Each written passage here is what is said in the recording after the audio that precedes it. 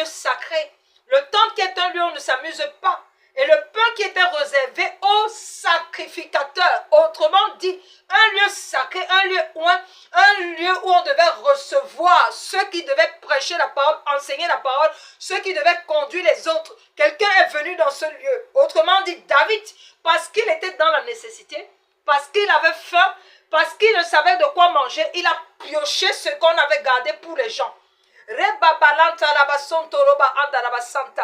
Tu ne connais pas les voies de Dieu. Les voies de Dieu sont tellement insondables. Toi qui penses que tu connais trop, toi qui penses que tu es meilleur que les autres, Dieu par cette prédication vient te dire en ce soir, il aime même ceux qui commettent les erreurs là. Il aime même ceux qui passent, c'est-à-dire que ceux qui montrent qu'ils sont mauvais, ceux qui montrent leurs limites, afin qu'au travers de leurs limites, l'Éternel les enseigne par la suite pour être une gloire pour d'autres personnes.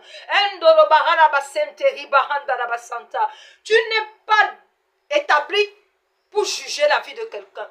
David avait le cœur selon Dieu, celui-là qu'on a dit dans la Bible, l'homme selon le cœur de Dieu. Qu'est-ce que je viens te dire ce soir? Tu peux porter toutes les qualités de Jésus en toi. Tu peux prêcher l'évangile plus fortement que tout le monde. Tu peux marcher même, tu prêches avec le feu.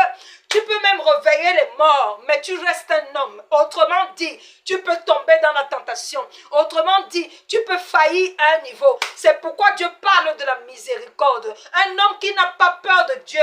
Un homme qui ne sait pas avoir pitié de son prochain ou se mettre dans la position de son prochain pour comprendre l'émotion ou la motivation qui l'a conduit à poser un acte, alors il n'est pas digne d'être enfant de Dieu.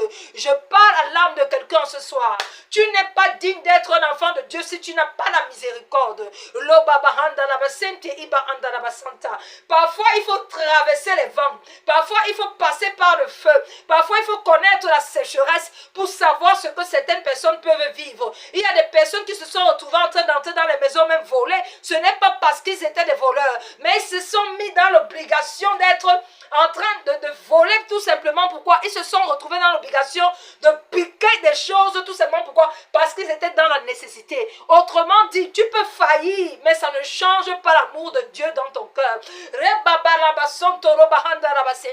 Je ne vois pas les hommes comme nous les voyons. Dieu sonde les profondeurs et le cœur de l'homme. La Bible dit dans Proverbe 16, verset 2, je vais le lire rapidement. Ainsi a parlé l'Éternel. Proverbe 16, verset 2.